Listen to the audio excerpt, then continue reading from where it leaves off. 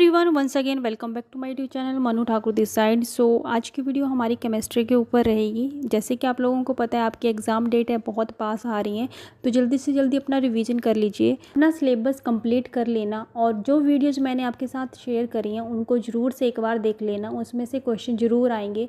बाकी एग्जाम्पल आपके पास है एम्स का, जो अभी 8 और 9 जून को एग्ज़ाम हुआ था, उस एग्ज़ाम में इन वीडियो में से बहुत क्वेश्चन आए थे, तो ये वीडियोस बहुत इंपॉर्टेंट है, एक बार देख लेना। आज की वीडियो में हम केमिस्ट्री के क्वेश्चंस को डिस्कस करेंगे विच इज़ वेरी इंपॉर्टेंट, और जो वीडियो है वो पूरी थ्योरेटिकली बेस्ड रहेगी, ठीक है। इसमें न्यूमेरिकल कुछ नहीं होगा। वीडियो हम जल्दी जल्दी कंप्लीट करेंगे सो दैट आप भी जल्दी से अपना रिविजन करें, बिकॉज जो क्वेश्चन हैं सारे थ्योरेटिकली बेस्ड हैं। इसमें ज़्यादा एक्सप्लेनेशन हम नहीं दे सकते, जितनी ज़रूरत है उतनी ही देंगे, क्योंकि जो थ्योरेटिकल बेस्ड चीज़ें हैं वो आपको एज इट इज़ ही याद रखनी पड़ती हैं। सो जो राइट आंसर होगा उसको मैं आपको बता दूंगी, आप एक बार देख लेना। सो चलिए वीडियो को शुरू करते हैं। First question is which of the following statements about atomic structure is correct. नीचे दी गई ऑप्शन में से कौन सी ऑप्शन करेक्ट है, कौन सी स्टेटमेंट सही है जो एटॉमिक स्ट्रक्चर की है। So options are, first one is proton and electrons have the same mass, neutrons have a negative charge, electrons orbit the nucleus in fixed paths, and the last one is the mass number represents the number of electrons in an atom. So which one is the correct option? So correct option is option third, electrons orbit the nucleus in fixed path. This is the correct statement about atomic structure. Clear है? Next one is according to Boyle's law at constant temperature the pressure of gas is, ठीक है, आपने Boyle's law पढ़ा होगा। So यहाँ पे option दी गई हैं, तो which one is the correct option? Boyle's law होता क्या है, हम कह सकते हैं कि जब तक तापमान और गैस की मात्रा स्थिर रखी जाती है तब तक आयतन और दबाव, ठीक है, आयतन और दबाव एक दूसरे के इन्वर्सली रहते हैं, ठीक है। तो अब मुझे बताओ, मैंने हिंट भी दे दिया, मुझे बताओ which one is the correct option. So correct option is inversely proportional to its volume, option 2 second number वाली ऑप्शन सही है, ठीक है। According to Boyle's law at constant temperature the pressure of gas is inversely proportional to its volume. Which of the following solution will have the highest boiling point? तो यहाँ पे आपको नीचे दिए गए सॉल्यूशन में से एक सॉल्यूशन बताना है जिसका हाईएस्ट बॉइलिंग पॉइंट है, ठीक है। सो ऑप्शन यहाँ पे दी गई हैं। So which one is the correct option. देखिए यहाँ पे बात समझिए, यहाँ पे बात हो रही है बॉइलिंग पॉइंट की, ठीक है। तो बॉइलिंग पॉइंट ऑफ सोल्यूशन क्या होता है, is directly proportion to the number of ions produced in solution. जो सॉल्यूशन सबसे ज़्यादा आयंस प्रोड्यूस करता है, हमें सबसे ज़्यादा आयंस देता है, उसकी जो बॉइलिंग पॉइंट है वो हाईएस्ट होता है, ठीक है।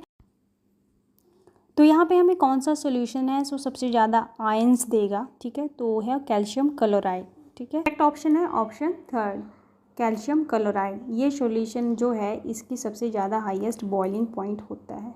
Next is which of the following is endothermic process. Endothermic process किसे बोला जाता है। So options are burning of methane gas, condensation of water vapour, freezing of water, dissolution of ammonium nitrate in water. So which one is the correct option. आपको पता ही होगा endothermic process किसे कहा जाता है। So which one is the correct option. Correct option is option second, condensation of water vapour is the correct answer, ठीक है। इसे एंडोथर्मिक प्रोसेस बोला जाता है। Come to the next question. If the enthalpy change for a reaction is negative, it indicates that the reaction is, तब reaction क्या होगी, नीचे ऑप्शन दी गई है। So which one is the correct option। सबसे पहले बात समझिए एंथैल्पी क्या होती है। Enthalpy is the measurement of energy in a thermodynamic system, ठीक है, एनर्जी को मेजर करता है। So correct option is option second, exothermic. उस रिएक्शन को बोला जाएगा exothermic. Next is according to Le Chatelier's principles, if the temperature is increased in an exothermic reaction at equilibrium, what will happen to the concentration of reactants and products.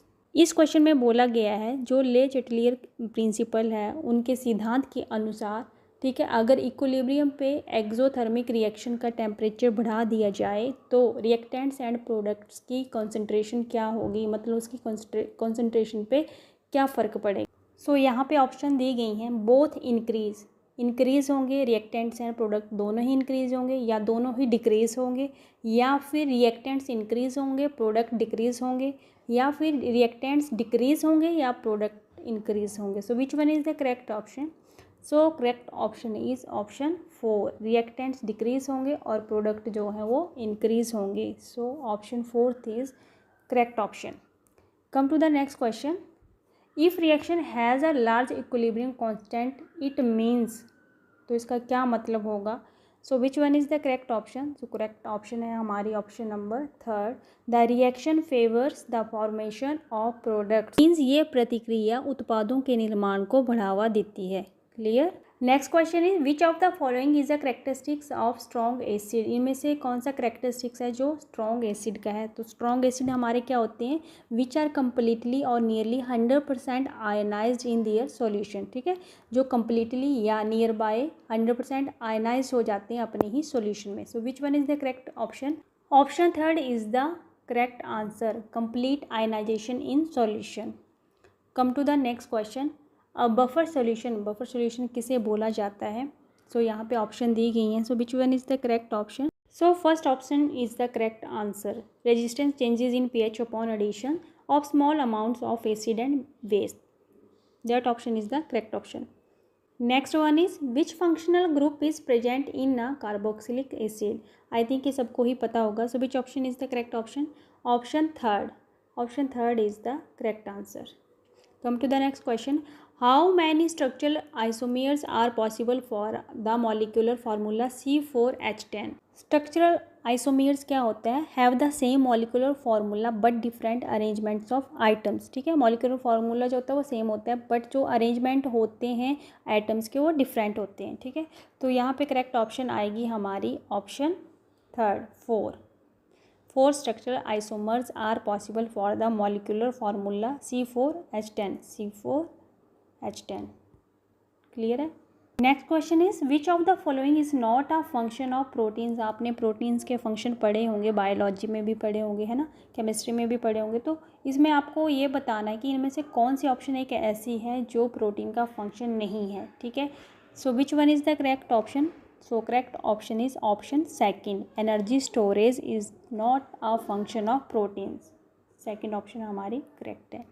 Come to the next question, during cellular respiration which molecule is oxidise to produce carbon dioxide and water. तो कौन सा molecule है जो produce करता है carbon dioxide और water. So option यहाँ पे दी गई हैं। So which option is correct. Option first, glucose, this option is the correct answer है हमारा glucose. Next one is which of the following drug is classified as an analgesic and antipyretic. ऐसी कौन सी drug है जो दोनों काम करती है। एनाल्जेसिक का, analgesic mean pain killer and antipyretic mean जब फीवर आता है तो एंटीपायरेटिक दी जाती है। इनमें से कौन सी एक ऐसी मेडिसिन है जो दोनों काम करती है। So correct option is option 1, aspirin. Next is acid rain is primarily caused by the release of which gases into the atmosphere. So which one is the correct option, कौन सी gases release होती हैं। So first option जो है हमारी that is correct option, nitrogen oxides and sulfur dioxide. Acid rain is primarily caused by the release of nitrogen oxide and sulfur dioxide into the atmosphere. This option is the correct option, option first. Come to the next question, which of the following is not a greenhouse gas। इनमें से कौन सी एक ऐसी gas है जो green house की नहीं है। So correct option is option 4, oxygen. Next is which type of nuclear decade involves the emission of a progesterone. तो नाम से ही पता चल रहा है। सो यहाँ पे ऑप्शन दी गई है, which option is the correct option. So option 4, progesterone emission, नाम से ही पता चल रहा है कौन सी ऑप्शन सही होगी। So 4th option is the correct option, progesterone emission of nuclear decay involves the emission of progesterone. Clear है। So that's all about today's video. मिलते हैं नेक्स्ट वीडियो में नेक्स्ट टॉपिक के साथ। तब तक के लिए बाय, टेक केयर, खुश रहिए, स्वस्थ रहिए। Thanks for watching.